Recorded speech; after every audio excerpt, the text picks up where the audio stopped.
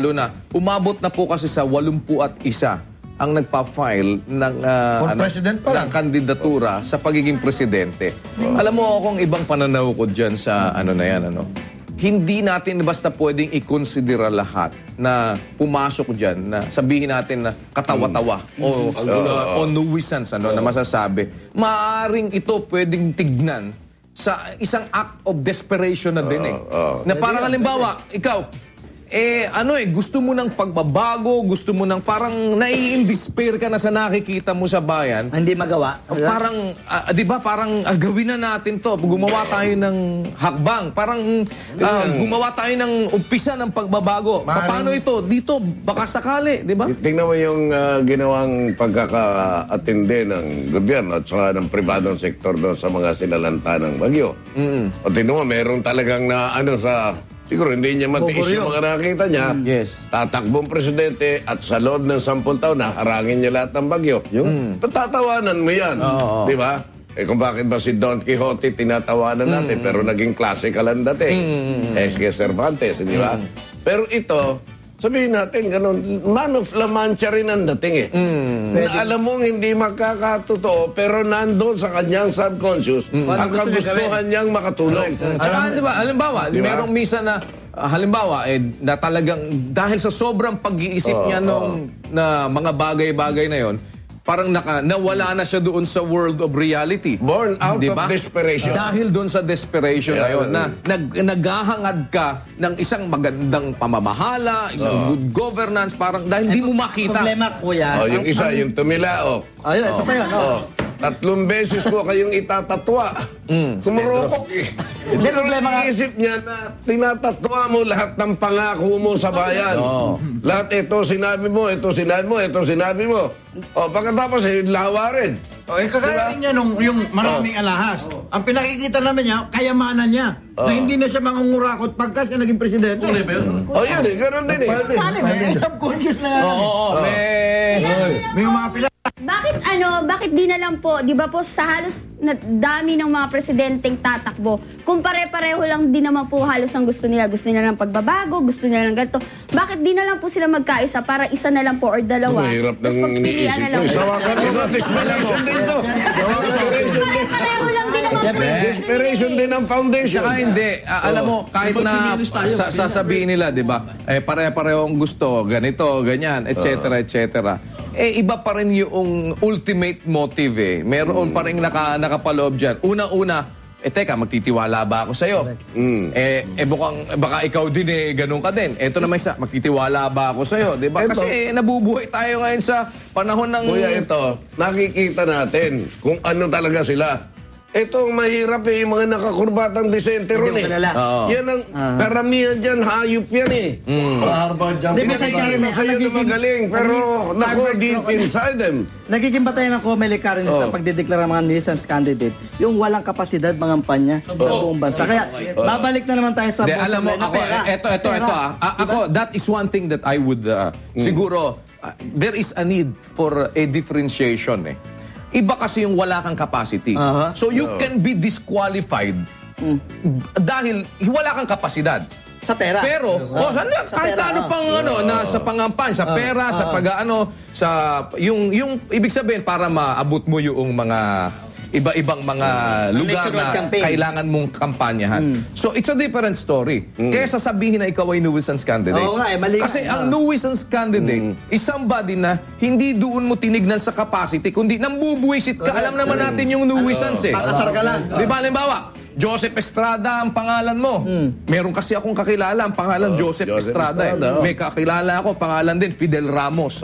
So talaga, halimbawa, ang gusto mo lang talaga buwisitin, kagaya nun. Alam mo na tatakbo si Kaka. Gusto mong buwisitin si Kaka. Maglalagay ka ngayon ng pangalan ni Kaka. Diba? Para mabuwisit ngayon yung kandidatura ni Kaka. That's a different story. Panggulo. Yun, di ba? Alam mo, napakabigat para sa isang honesto. Panggulo. Nuisance. Yung honestong tao na punong-puno ng, sabihin natin, ang intensyon ay maganda para tawagin kang panggulo, dito nang gagaling yung intensyon mo maging presidente. Parang ang nangyayari, pag wala kang pera, magulo ka. Pag may pera ka, Hindi, ang gawin mo May lang doon, ka. i-disqualify mo sila, i-disqualify mo doon sa term na hindi mo kaya na ikaw ay mangampanya nationwide, wala kang makinarya, wala ka halimbawang political party na magdadala sa'yo, susuporta sa'yo, at nakikita namin na talagang mahirapan ka lang dahil dapat ang capacity, kaya lang, I do not know kung yan ay nasa clear-cut policy ng COMELEC. I think it's more, kuya you don't have, kahit sabi mo wala kang pera, pero matino ka, malalaman naman kung seryoso ka. Exactly. Di ba? Alam mo na hindi ka mananalo, but you just want to make a point. Maaring out of protest. Tingin ko lahat kayo, pare-pareho pa Kaya rin kayo sa... tinatanong ko, Joe, wala naman kasi sa clear-cut policy ng COMELEC Wala. na pagka ikaw halimbawa, wala kang political party, hindi ka na pwedeng tumakbo. So in other words, O ikaw ay nuisance candidate na, di ba? O ikaw ay pwede nang i-disqualify because wala kang political party. May pwede kang tumakbo independent Okay, halimbawa, sasabihin mo, wala kang kapasidad na ipangampanya yung, teka muna, ba't mo kagad ako hinahatulan?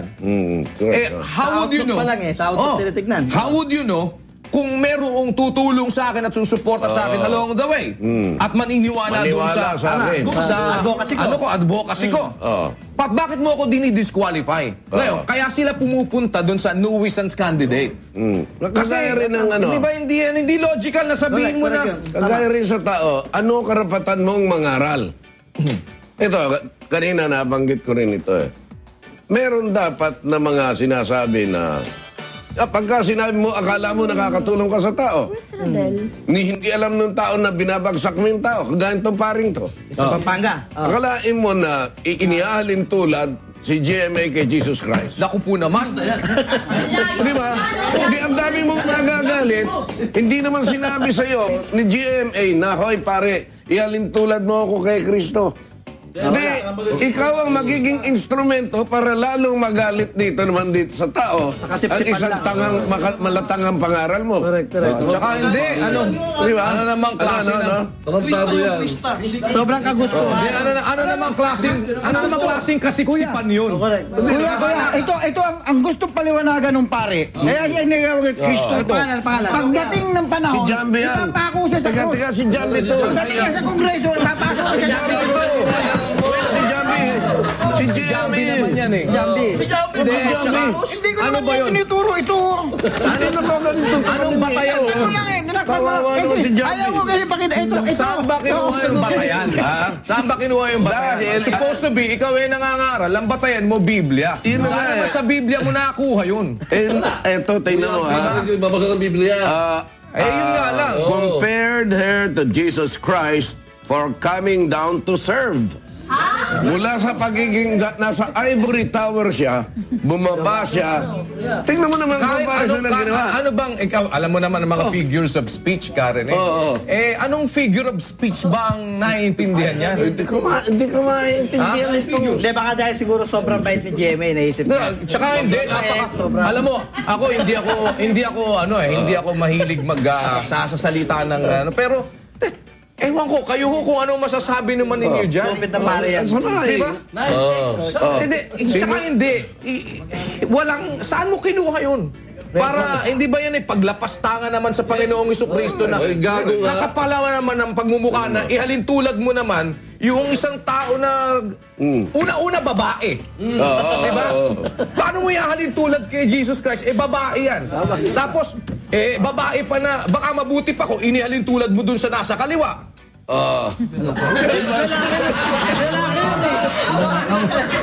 Hindi nga, kahit nga lalaki, baka sakali pa, kahit pa paano may parang Yung religious, puso diba? mo, alalahanin mo, tatlo tong nasa kaliwa mo. Ito ba? Inumpisan mo. Hindi, wala wala sentido. Sino bang pare yan? Jorge, banata mo nga ito. Tagalubaw. Alam mo, kahit na yung mga Katoliko Kagaya mo, katoliko ka. Kagaya mo ni Alan, katoliko si Alan. Bubugbugin ko yan. Ikaw ba, ano ba kayo? Ikaw, katoliko ka, di ba? O ikaw, katoliko ka. Kayo pa sa ngayon ba kayo sa pari nyo? Iba kuya, yung kapatid ni Randy David, yung auxiliary bishop, Dating gawin ako. right away ang reaction niya, that's blasphemy, sabi niya. Tinira niya kagad. Hindi, tsaka dapat yan, kung kayo, kung halimbawa, ang pamunuan ng Iglesia Katolika, may sintido man lang ng kahit kapirasong delikadesa, ano nyo yan?